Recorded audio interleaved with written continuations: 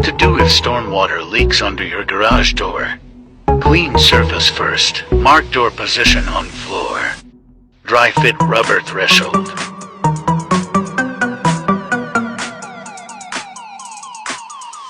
Mark its sides. Apply glue between lines. Place threshold on it.